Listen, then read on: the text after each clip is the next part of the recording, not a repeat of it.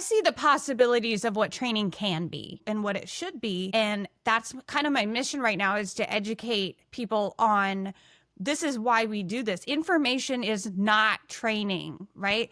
That's just the first step. Hey, welcome back to the Spark Connect. I wish everybody knew this. Training doesn't have to be boring. That's the energy of today's conversation with Amy Chapman. We talk about creativity in corporate training, using the arts to unlock thinking, boosting confidence through physical expression, and even pantomime as a tool for storytelling. This episode is inspiring, energizing, and a reminder that learning works best when people feel engaged and empowered. Let's jump in. Well, hello, Amy Chapman. I am so excited Hi. that you are here today. We've got so many cool things we've been talking about before the show. I can't wait for us to get into it. But without further ado, if you could please introduce us to you, the work that you do, and your form or brand of artistry, please. Over to you, my friend. Thank you so much. Well, I'm Amy Chapman, a CPTD. That's Certified Professional in Talent Development from ATD. And I recently have decided to stop looking for a job and start my own consulting business. Congratulations. Creative Learning. Thank you. Creative Learning and Strategic Solutions. Ooh. That spells class. Welcome to class, everyone. Welcome to class, everyone. By the way, if you're just listening to this podcast today, you do need to just really quick do the visual, because Amy's hair and glasses and just whole color combo going on are not to be missed. Anyway, back to you, Amy. Thank you. And so I am using everything that I've learned in my almost 20 years of corporate learning, from facilitation all the way up to, training programs and the whole thing, to talk to executives about learning, right? Yeah. Because I think all the L&D groups are doing their best. And I think it's the executives who don't understand what we do. And so I'm trying to convey what we do and why it's important and how it can solve their business problems. I love that so much. And again, congratulations on the launch of your consulting business. I really like how you said, let's get to class. Yeah. Welcome to class. Welcome to class. I love it. That's great. So you're an actor, Amy, and I also know a whole lot from following you on the socials and just having you in my life, that you love doing costumes and building creative and beautiful things. But tell us about your journey as an actor. Were you always an actor as a kid? Did you find it more in high school, college? What's your history with the theater, if you will? Well, before I was wanting to be an actor, I wanted to be a doctor and a lawyer. So I'm glad that I didn't go in that direction. I did my first play when I was 5, right here in Wilmington, North Carolina, at Thalian Hall with the Thalian Association. Fun fact, Ford Theater, which is famous for the assassination of Abraham Lincoln, was designed to look like Thalian Hall. And Thalian Hall looks a lot like Ford Theater. It's really beautiful.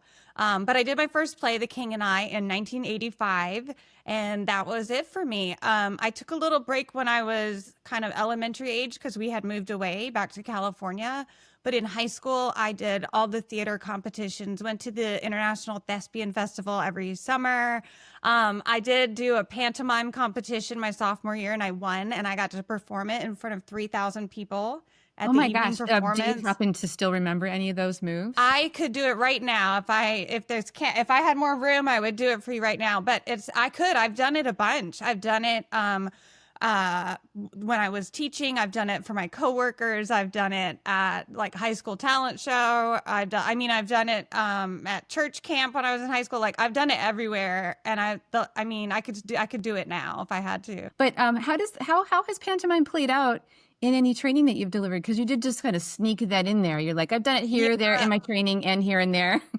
I think for me, it's not just pantomime. It's how I approach things, because I've been in theater. I was theater major in college, double major in acting and theater education. I was a drama teacher for 3 years. And then I got into corporate training as a facilitator, which that's an obvious step, right?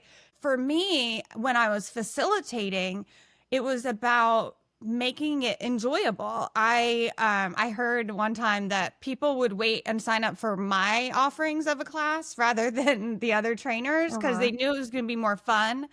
What I were you taught. teaching at that time? What was the content or Oh, it topic was area? boring. I was teaching how to use a CTMS system, a clinical trial management system. Wow. Super boring, very system, but I brought energy to it.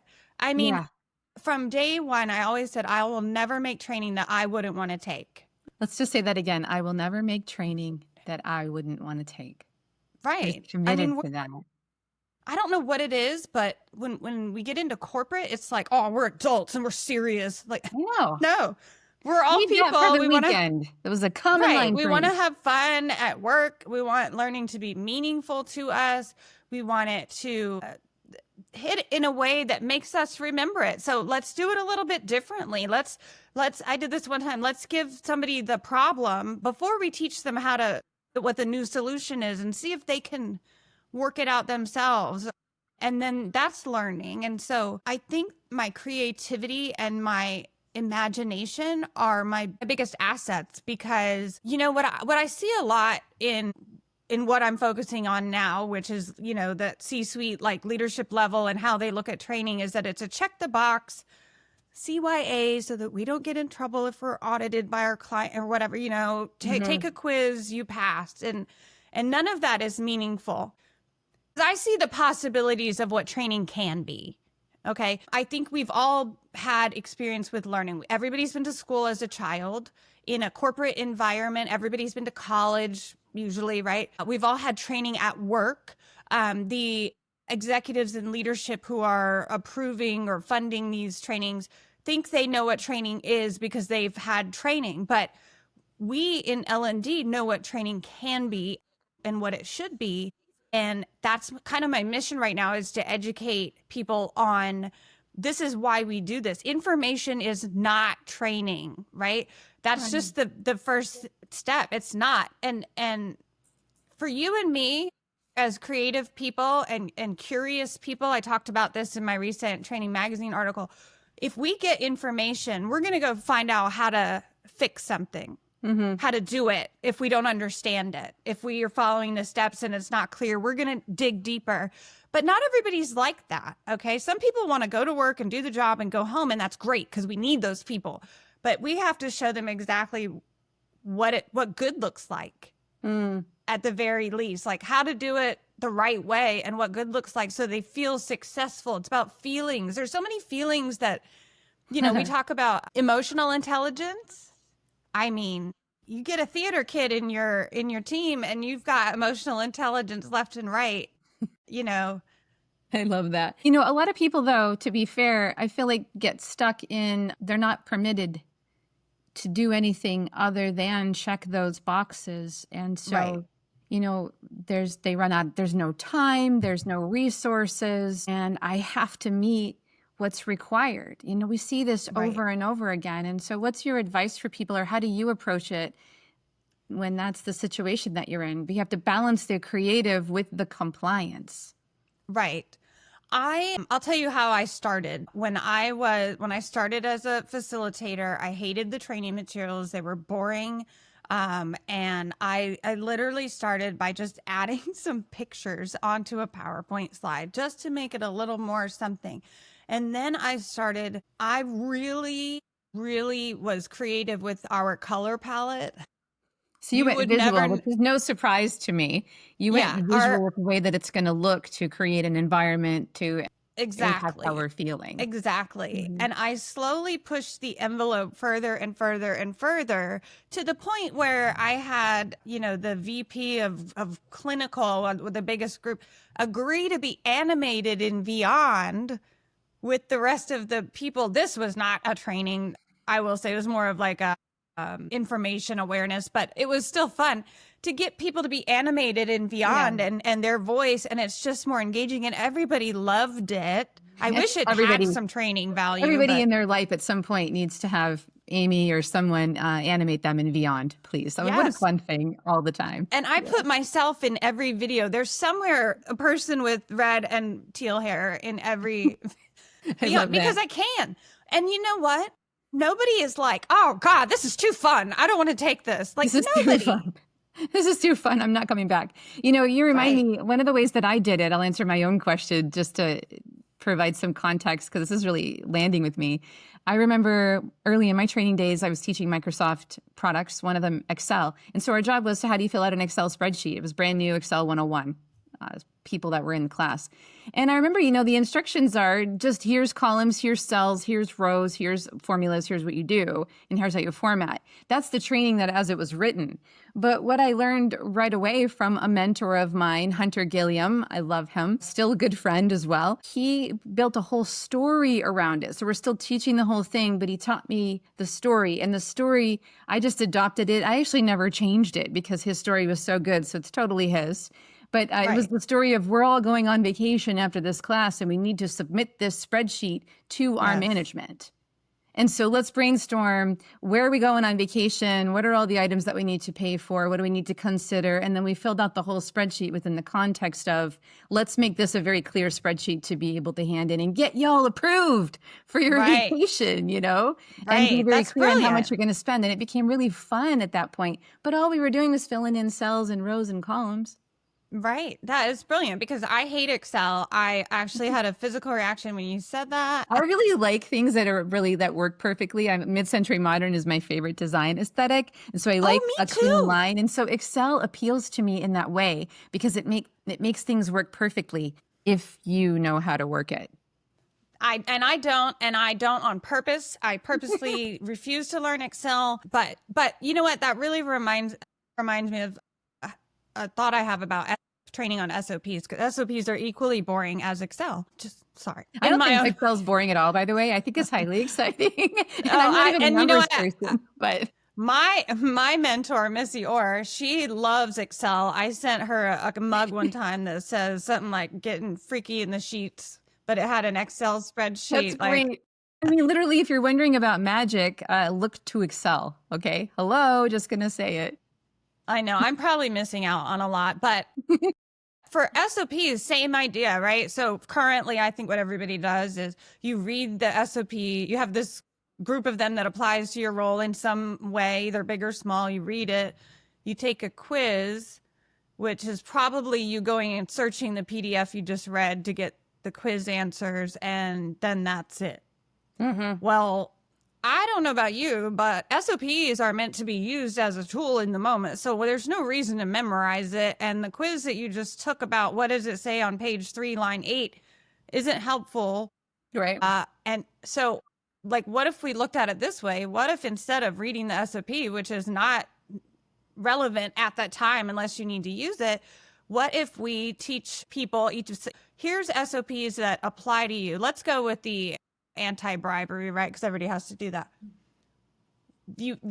So these are the SOPs that apply to you. That's one of them. And then instead of quizzes, we give them some scenarios. You're traveling for work in whatever location and the guy wants money. What do? I will say I did read that SOP once, and it said it is okay to give bribe money if you're in danger. That was good to know. So I was glad that I read that part. Well, now all of a sudden SOPs become really interesting, and you're like, where can I find? Yes. Because what you're getting at is how we're really using it. What's the use case? And then these kind of things help people to identify bits and pieces that are intriguing to them, and then they have their recall. And they don't need to memorize, but they need to be able to recall. No, but there's some that that one everybody has to know, and it's pretty obvious. But let's say you give them a situation. The only question is there an SOP for this? Okay. Surely we want them to be able, because I don't know what all the SOPs are, but I know there's an SOP for X, and I know where the SOPs are. Yeah. And I'm going to go look it up, and I'm going to get that SOP, and I'm going to find out what I'm supposed to do immediately. That's it. Knowing that one exists for that, and that there are guidelines for that, and you can look them up in the moment of need is key. Right. Amy, when we first started talking today, you mentioned something that I think is highly compelling, and I want to dive into it a little further because you're already talking about it. But you said that you believe, to be true, that the arts change how we think. Let's dive into that more. I think in so many ways, because you have a variety of people in the arts. I mean, you're going to be exposed to a lot of different types of people. Any of the arts, you have to think about things differently. You have to see the possibilities. I love you. You'll appreciate this in improv. Yes, and Mm-hmm. okay. Yes, What and immediately comes what to can mind for me is like how many times have we been on stage and we needed waves? And so then you have like the cardboard or the cutouts or the wood and whatever way that we've done it, and people behind it holding the waves and moving across the stage. Yeah, So this I is mean, so classic, but it's exactly what you need, and it's so beautiful and it works. but But it's not you real make it life. work. That's the thing. We make it work, right? If you're an artist on a canvas, you use whatever medium you have to make the vision that you see. And so I think a lot of the arts are like that. And I don't have research on this, but I know it to be true. I'm pretty sure it changes how your brain processes, information. That may be not causality, but a correlation, who knows? But I think artistic people and people who think creatively are just so good at things like change management, process improvement, learning and development, because those things are to solve a problem. Training is not just to have, because you have to have training. We have to onboard people. Okay. But you have to onboard people, but you can solve problems with all of these things. And when you have somebody, like, think about your local theater company that's pinching pennies on a dime, and they're making they're making it work. They see a different way to make it work. That's And right. I just think that is something that has always just been a part of me. And Yeah. maybe that's why I got into the arts, or maybe it's from being in the arts, but it changes how I approach my work every day. Yeah. And we need that, different ways to look at things. We talk about thinking Yeah. out of the box and, Well, I'll tell you, innovation. yeah. I'll tell you, some of the people I work best with are the Excel nerds, Me like too, you. actually, because they ground us. Yeah, I get really overwhelmed with all of that data. I think that's why I don't love Excel, right? Because if I just posted about this on Instagram or LinkedIn the other day. My friend was saying they had to learn AI at his company, and that it taught about Excel and it can make a pivot table for you. I was like, well, that's cool. I don't know how to make a pivot table, but more importantly, I don't know why I would, what it's for, or what I get out of it. If I knew that, maybe I would make a pivot table. I know it's only like 3 steps. I've done it before, but I don't know why I would use it. So why do I need to know how to use it if I don't know what it's for? Like, what is this for? Yeah. But we were talking about, And how so I worked true really, is that in so much training where we're just teaching people how to do it, but they don't understand why they're even going to use it. They don't know the Right. big picture concept of the job yet or the role yet, or why these specific tasks, which have to be done in these specific ways and in this specific order, are going to matter because they don't even know the story yet. Right, right. And there's such a desire to like dump everything on people when they get hired. Yeah. And I would say there's a way to think about that differently. I will very humbly brag that I was able to change in the last role I was in. I was in charge of training for a 700-person global department. And there were basically 2 jobs that people did. They entered budgets and they processed payments. We'll just keep it simple at that. So we would train them on everything, and then they'd get put wherever there was a need if somebody had been promoted or quit or whatever. And it was super inefficient. And I said, why don't we change how we are resourcing?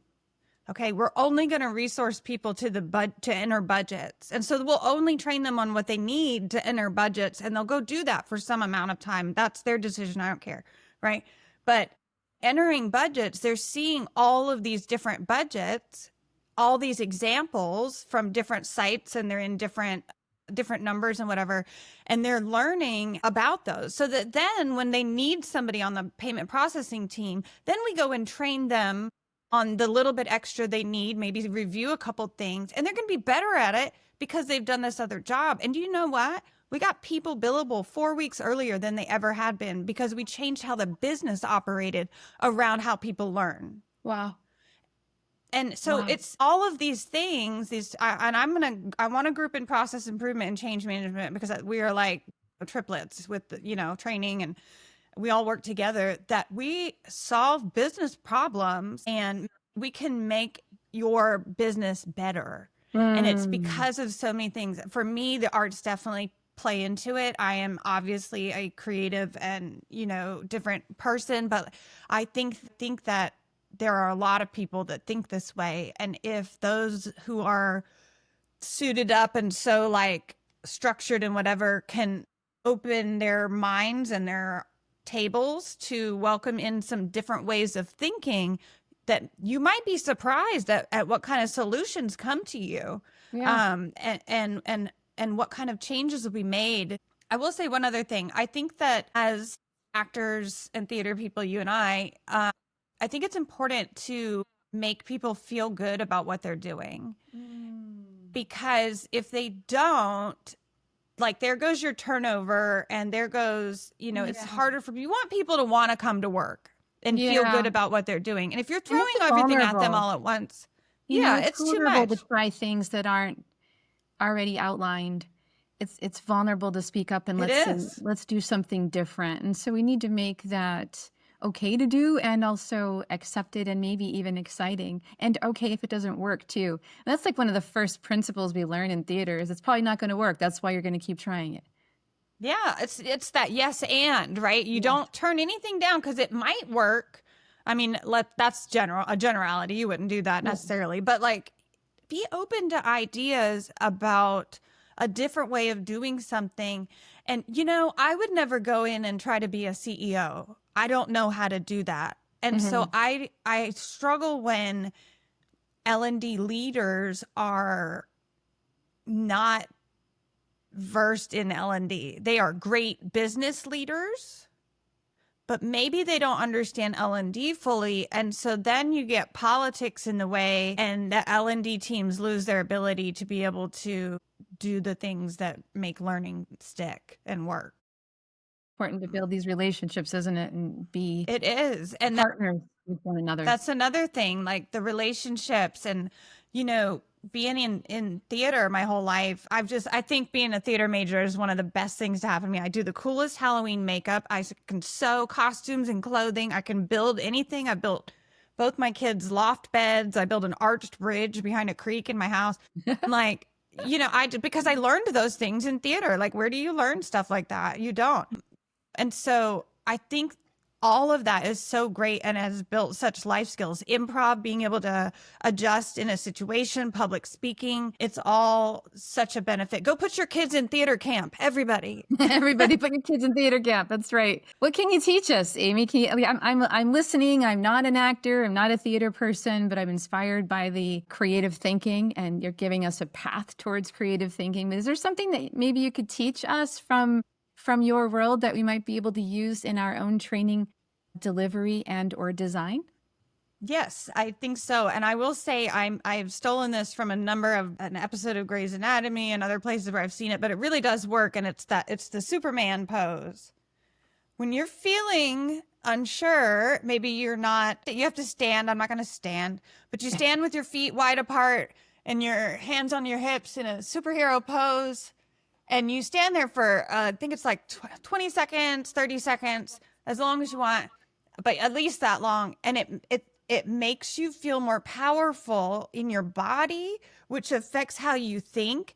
And so if you're nervous to do a presentation in front of management, or you're nervous for your first facilitation, go off into the hallway or somewhere in the bathroom and like stand in your superhero pose, and you'll feel it. It's like a 20-second hug. You can feel it start to work and all your endorphins come in. Well, this does the same thing. So I think that a lot of what we do requires bravery to say, hey, I want to try this, and I need you to trust me that it's going to work.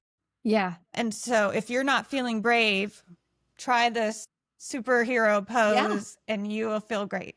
Well, frankly, even as I sat here, and I'm wearing red, white, and blue today, so it was really a perfect thing to go with for me. But even as you said that, and I put that forward, I felt it.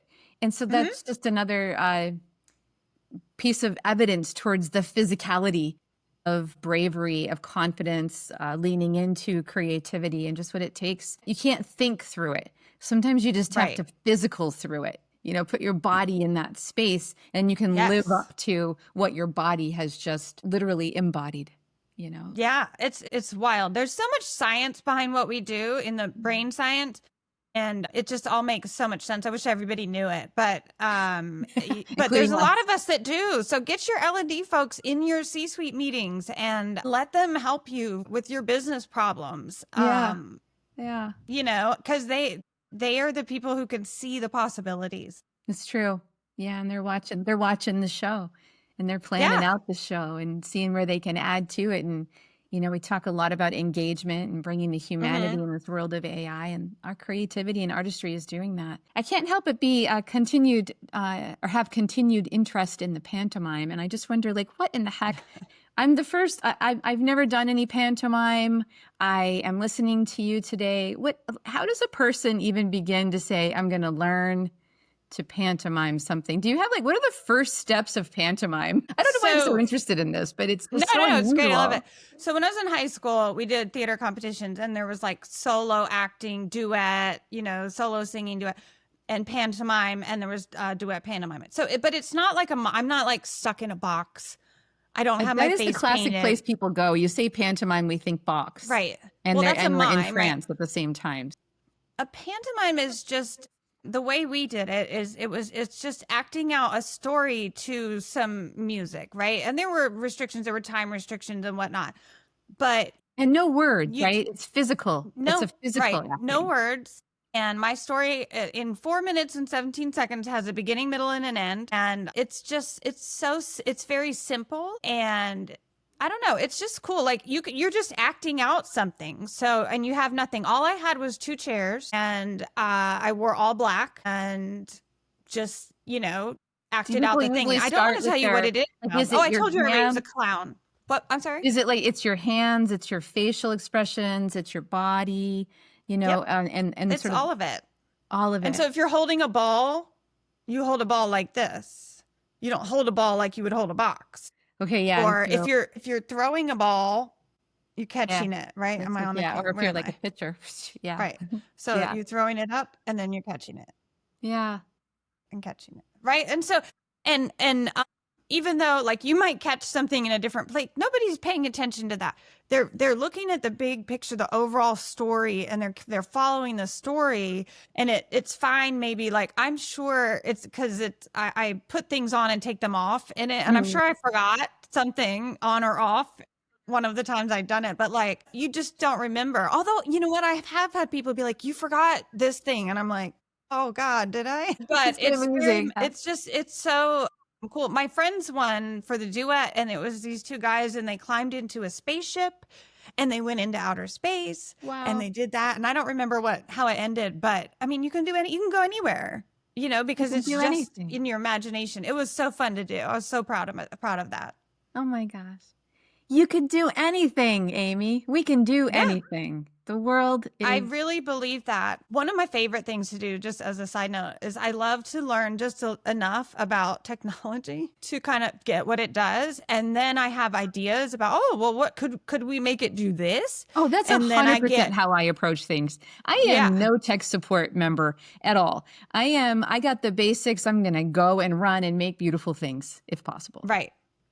But then 100%. when you do that, do you get like the tech guy is like, I never thought of that. Yeah, we Totally could with do you. that. Yeah. You Yeah. think, and it's amazing. And then when you have a thing happen, then you learn the tech. I always end up learning the tech Yeah. afterwards because I'm doing all the creative things with it. Yeah. But that's, that's how I'm going to learn and how I dive into it. I taught myself how to use Chat GPT when it came out by talking to it about Barbie.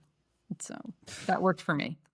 Tell me what you were talking to it about Well, Barbies. I was learning how to prompt, and I asked it things that I know a lot about. So you're talking to the Okay. former vice president of the San Francisco Barbie Club many, many years ago. I And love also, this. I do virtual training and online presenting. And so had to learn ChatGPT. I was like, hey, ChatGPT, if Barbie Does was yours a have a webinar name? presenter, what would the experience be like?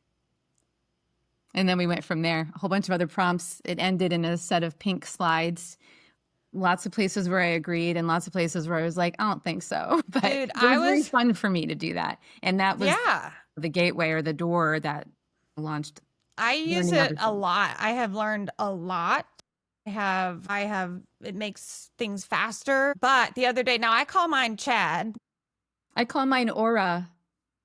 Well, yours must be a lot better than mine because Chad is kind of dumb, but he's really eager to help. I can picture him as like a California surfer guy. Like the other day, I had to tell Chad, "Hey, Chad, you're taking me in circles," because I was having trouble connecting some tech thing, taking me in circles. And he's like, "You're right. Let's get back." And then told me the same thing. And finally, I just Googled it myself You're and like, was I'm out of here. fixed You it don't have in a 5 minutes.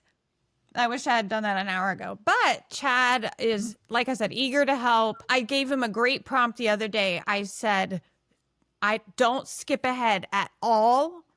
Because, if I'm going through how to do something, he'll give me all the steps, but then I want to have a question about step 2, and then it's gone. It's not gone, but I don't want to scroll all the way, And so I said, don't go ahead. Don't move ahead until I tell you I've finished what we're doing. Yeah. And that was great. That was It is probably great. the best. It's like, slow it on down. I'm processing it at my own rate. My other pet peeve with Chad is he'll give me something and like, would you also like this much better version? Yes, No, Chad, I want why the wouldn't less you better just give version. me Like, that? mentally, you're messing with me. I'm never going to It's want the so lesser dumb. version. Hello. Yeah. It's wild, but it has been a big help, and I can tell it what I want to say, and then it says it way better than I ever could, but it's still what Well, I want to that's say. And I'm arguable. like, yeah, that sounds like me. Sure. So it's Well, Amy, great. it's been I know that you Yes. have recently launched a podcast, or it will be out and about even more in the coming days. So tell us, how can we get in touch with you, follow along with what you're doing, and also tune into your podcast? Thank you so much. I did start a podcast. It's got one episode. I'm flying by the seat of my pants on Spotify. It's called Because Information Isn't Training. That is the theme of the podcast.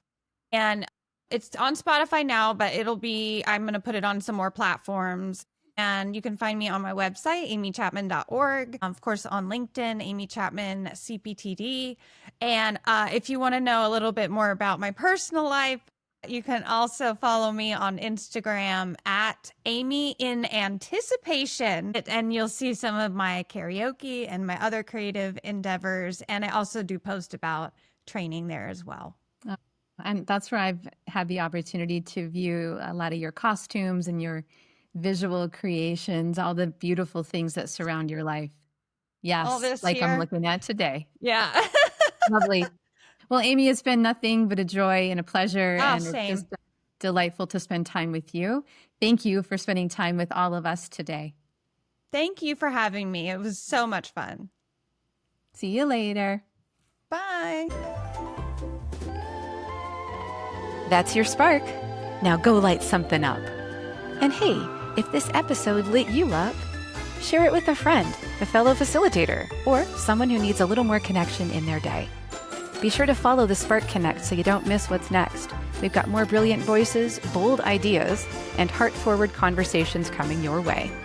Until then, stay curious, stay brave, and keep showing up.